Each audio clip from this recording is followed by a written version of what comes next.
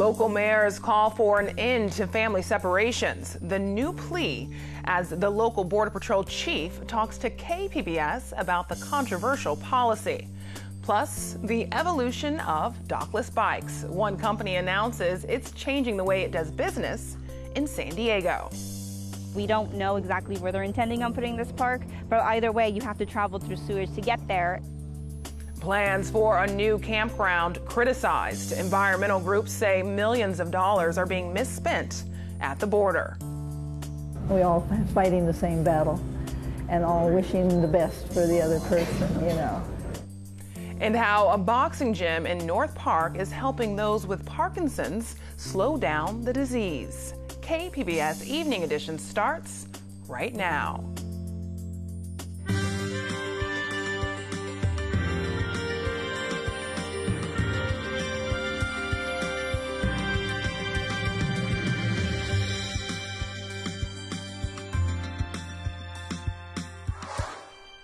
Good evening and thanks for joining us. I'm Ebony Monet.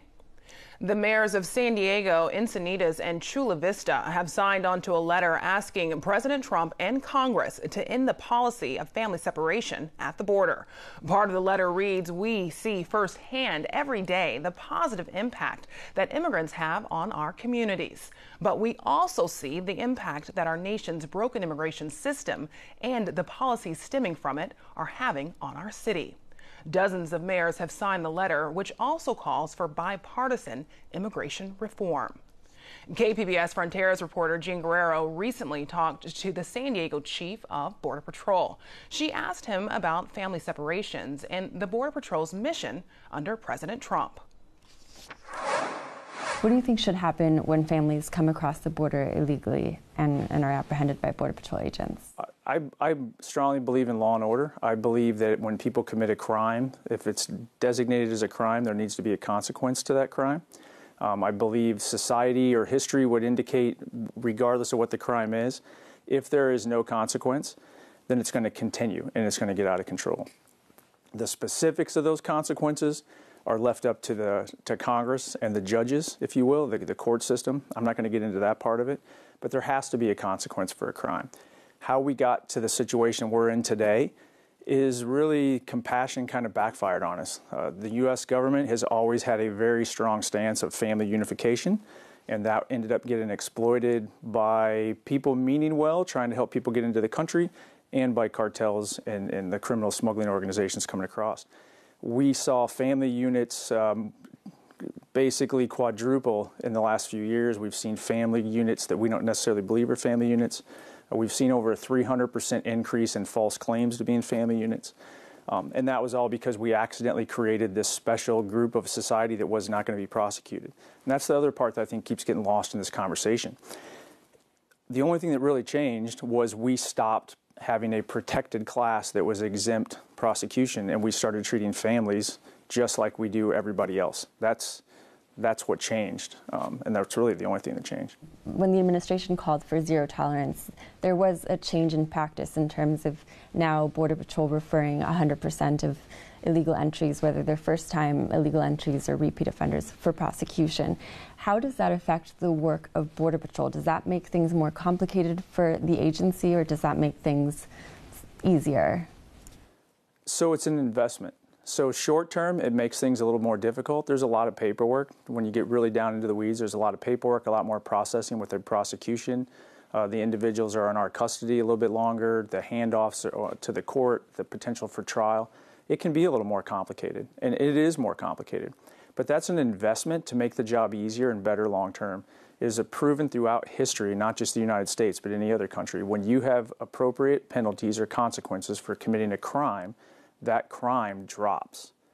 There has not been any kind of a meaningful consequence for families entering illegally. And we saw how effective prosecutions could be at deterring that crime and running these people out of business. So we've just systematically increased how many people we're prosecuting. But it's an investment, hoping that it sends a message that we actually take illegal immigration seriously, and if you cross the border illegally, you're going to be punished. President Trump ordered a stop to family separations last month, but asked that the zero-tolerance policy, which led to an increase in family separations in the first place, be kept in place. How is Border Patrol interpreting that here in San Diego? We're trying to figure that piece of it out. We're working with the U.S. Attorney's Office, we're working with ICE, and we're working with the U.S. Marshals Service to figure out that process, how you can actually keep a family together. Here in the U.S., we don't have family jails. We don't really have family prisons, if you will, so we're having to create that process where you can keep them safe and secure. Why we work that out, we're not able to meet the zero tolerance benchmark, if you will, but we're moving towards that, and we're moving towards that pretty quickly. What do you think about the public outcry over the family separations? Well, I think a lot of it is just based on misinformation. I'm as compassionate as the next person. I have a family. I understand the heartache. But I think that a lot of the outcry is missing the point that in the United States, any city right now, somebody's child is being taken away from them because they committed a crime and they're being prosecuted. It's just in that process they go to Child Protective Services within their local community. But this is the same at the federal level. And actually the numbers are minuscule compared to how many U.S. citizens children are being taken away from their parents. But the fact is, a crime was committed, and you have to decide, are we going to enforce our laws or we're not? And if we decide that this is not a crime, but then by all means, Congress has the ability to change that. Congress can change the laws, but we don't have the liberty. And I think it sends a wrong message when you have laws on the books and penalties on the books, and then you don't enforce those. And again, I would back up that we accidentally kind of created this environment where family units were exempt prosecution. And I believe that it actually put more children at risk unintentionally, because then the children started being exploited as a way to get released once you got into the United States. And we saw this significant influx of some legitimate family units and a lot of not legitimate family units.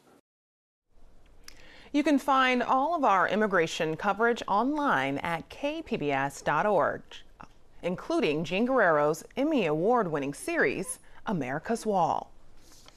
The Trump administration is expected to roll back official policy on race in college admissions. The Associated Press reports the Department of Justice and Education will rescind Obama-era guidance that race be taken into account to promote diversity.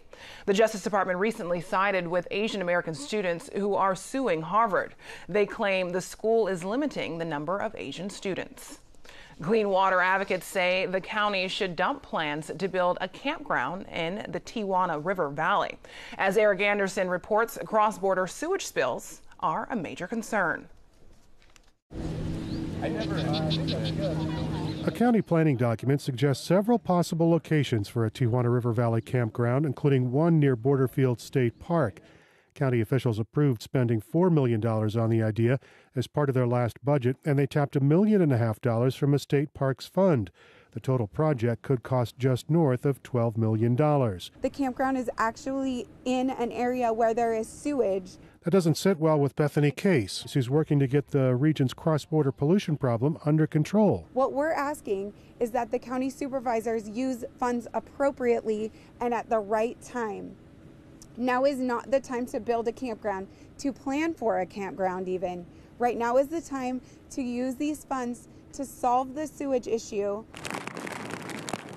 The valley absorbs nearly constant flows of sewage during rainy periods. At one point in February of last year, an estimated 250 million gallons of raw sewage flowed through the valley out to the ocean. Addressing the sewage issue is a priority for South San Diego communities. Surfriders Gabriela Torres says that pollution remains in the valley. We don't know exactly where they're intending on putting this park, but either way, you have to travel through sewage to get there, and to walk to the ocean, you have to walk through the sewage as well, or through the contaminated area to a beach that's closed 60 days this year already. Surfrider officials want county residents to sign their petition that asks the county to focus not on a campground, but on cleaning up this area. Eric Anderson, KPBS News. A wildfire burning near Sacramento continues to grow. The county fire has burned 70,000 acres since Saturday. That's more than 100 square miles. CAL FIRE says 2,000 firefighters are helping to gain control of the fire. More than 900 buildings are threatened. Some surrounding communities have been told to evacuate. A dockless bike-sharing company is putting some limits on which parts of San Diego it will serve. KPBS Metro reporter Andrew Bowen says going out of bounds could cost you. Mobike recently outlined a core operating area that covers parts of downtown, Hillcrest, North Park, and the Midway District. Users who park one of their shared orange bikes outside that area can be charged an extra fee. Beryl Foreman is Marketing and Mobility Manager for the El Cajon Boulevard Business Improvement Association, which supports dockless bike sharing. But she says it should be accessible to everyone, including low-income communities. Well, if there's boundaries as to where they can go, that's a real setback to what the intent of the product is, and for that, it would be a shame, and we certainly don't support them limiting where they can and can't go, or why they can't make their way to El Cajon Boulevard. Mobike did not respond to an interview request. Rival bike-sharing company OFO also has a service area covering most of San Diego, though it's not clear how those limits are enforced.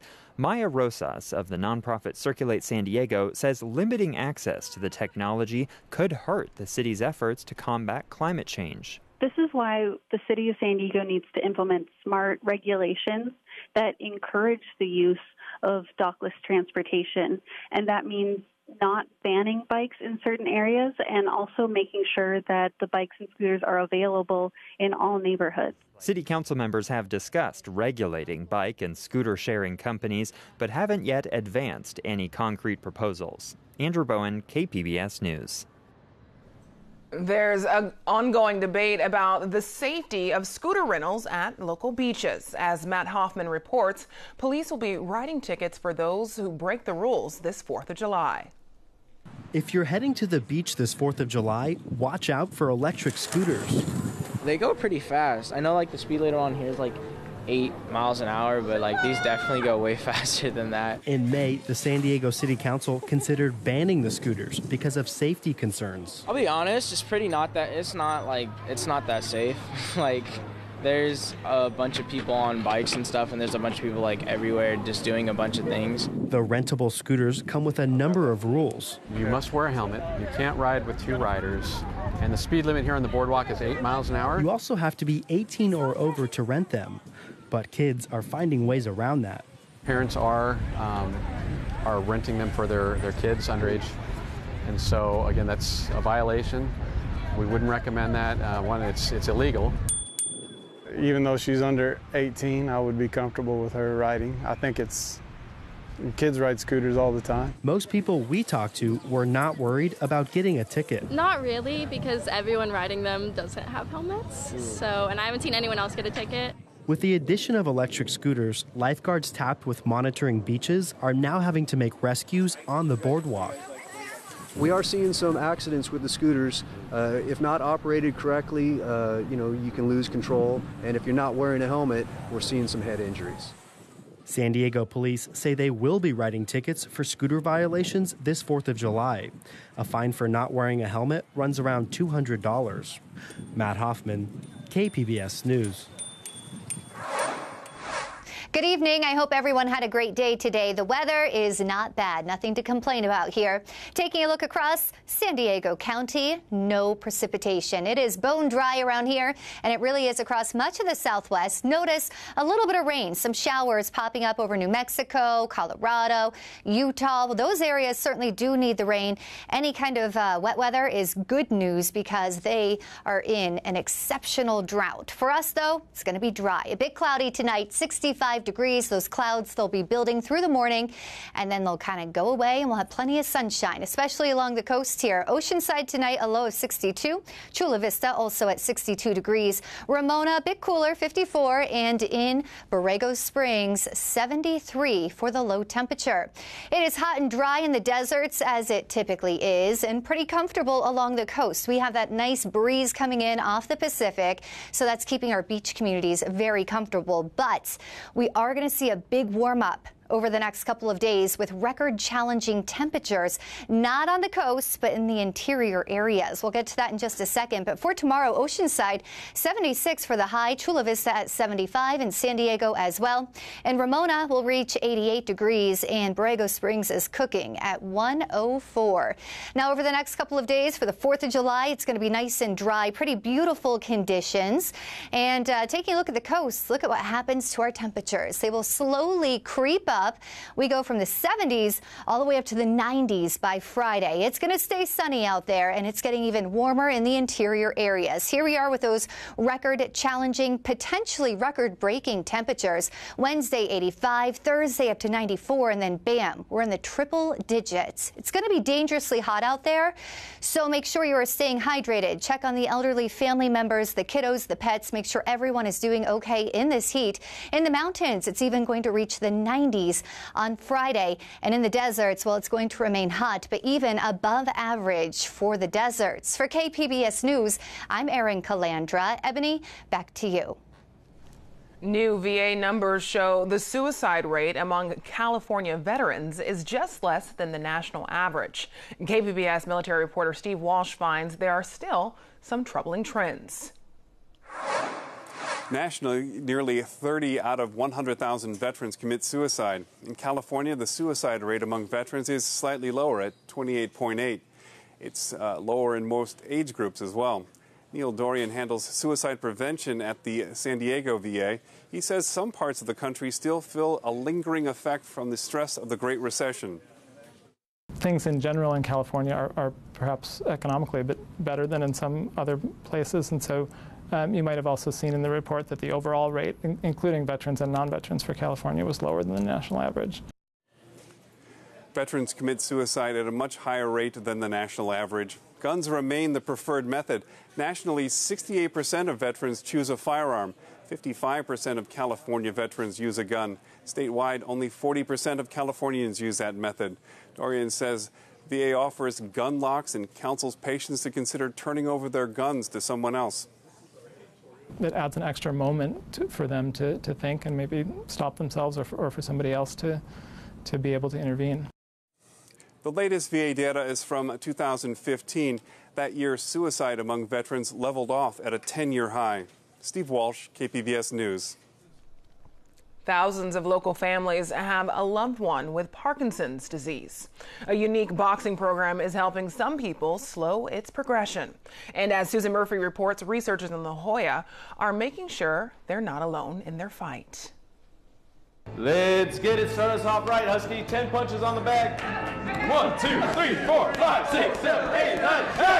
Yeah! Inside a gym in North Park, there's a boxing class that seems pretty typical.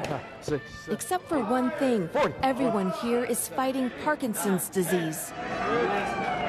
The neurological disorder progressively deteriorates motor skills, balance, and speech. Some symptoms can be eased for a short while with medication, but there is currently no cure.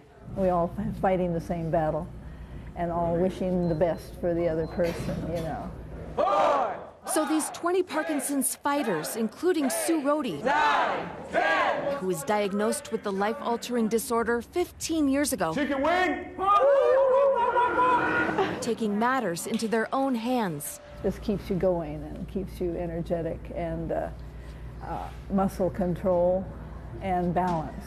Several times a week, they wrap their hands in cloth or put on gloves and push themselves during a 90-minute non-contact boxing workout. Let's get it! Jab, jab, straight! It's tailored to help people with Parkinson's combat their symptoms. Research shows high-intensity exercise like boxing slows the disease's progression. When I yell cone, you try to grab the cone before your opponent. I've seen people walk in here hardly able to walk. And within a couple of weeks, they're boxing, they're moving around. It's amazing. It really is. We've missed you. John Pistachi was diagnosed 3 years ago, but started noticing tremors in his hand long before that. I really feel like it's slowed down the progression to the point where after 2 years, I don't think I've seen that much change in my ability. 6. Ron Locke, a Navy veteran and retired airline pilot, has had the disease for 11 years. 9. And it gives me more energy. It's just overall well-being. The class is part of a national program called Rock Steady Boxing. I do not take for granted working with all of you. You guys work really hard. Okay? It's run by Mike Reeder, who owns the gym. When you start noticing Parkinson's, the movements get really small. The steps are small. You might be hunched over. But with boxing, you kind of don't have a choice. You put on these big boxing gloves. You feel big and strong. He's given everyone a fighter nickname. Can-Do Sue, Rocket, Captain KO, Iron Mike, Husky. the beast. When they come in the gym, they're a Parkinson's fighter. They're not just a person with Parkinson's. While these Parkinson's fighters are working up a sweat, researchers in La Jolla are working on a cure. It's reasonable hope right now. We don't know how long it will take for us to be able to expand this to a larger group of patients. Jean Loring is a professor at the Scripps Research Institute. She's preparing to launch a clinical trial on 10 Parkinson's patients. It involves transplanting healthy brain cells to replace the cells killed off by the disease. Even in a culture dish, they want to connect with each other. Parkinson's destroys brain cells that make a substance called dopamine. Dopamine allows nerve cells to communicate with muscles. So what we propose to do is to replace those neurons in the brain with the people's own dopamine neurons. We make those neurons by taking a little bit of their skin. So inside here we've got little vials of millions of different stem cells and neurons. The skin cells are grown in a lab and reprogrammed in a month's time into a master cell called a pluripotent stem cell. These cells can make every cell type in the body, including nerve cells. Loring says the process has taken 5 years to perfect. The transplant has been successfully tested in rats. Now comes the year-long FDA approval process, set to begin this fall. I can't say the word cure. I'm not going to say the word cure until I actually see the results from our patients and their studies.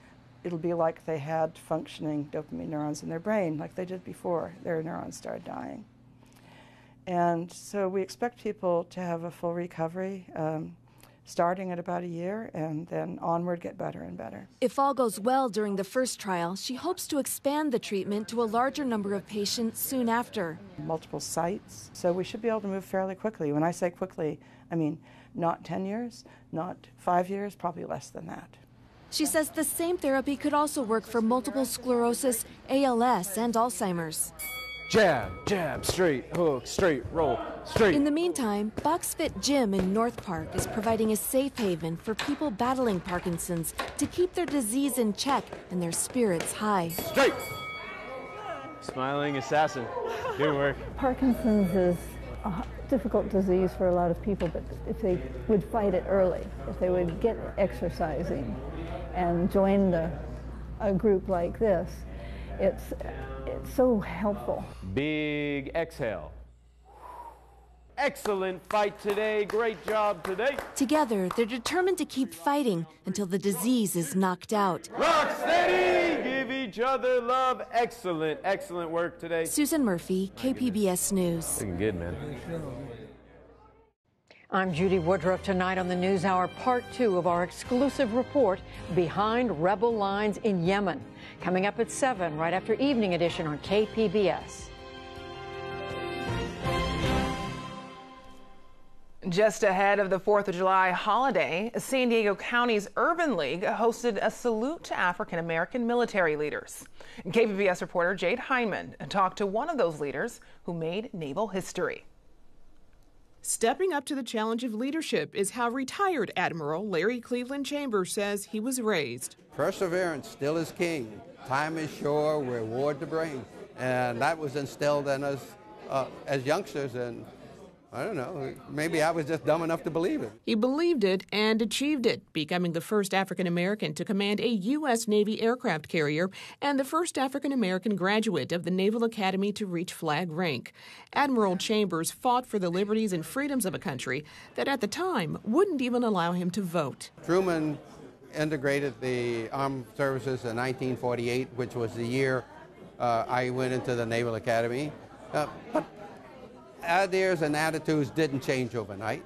It took time, and we're working on it. He says he was able to push past the hurdles because of those who came before him and broke racial barriers, like Sam Gravely, the first African-American to command a Navy ship. Sam's first ship, he was discriminated against, but he was tough, and he decided that they weren't going to shake him down, and he was going to make it. And he was a trailblazer for all of us, and every time I thought I was being mistreated, I thought about Sam and said, hell, if Sam can do it, I know I can do it. And so he did. Chambers commanded the USS Midway, which is now a museum. His leadership saved lives during Operation Frequent Wind, the evacuation of U.S. and South Vietnamese personnel at the end of the Vietnam War. As he shares his story of perseverance, he credits mentorship and hopes those who come after him embrace it in the same way he did. It's all about the kids. We're all trying to save them, and that's what we're all about. Jade Hindman, KPBS News.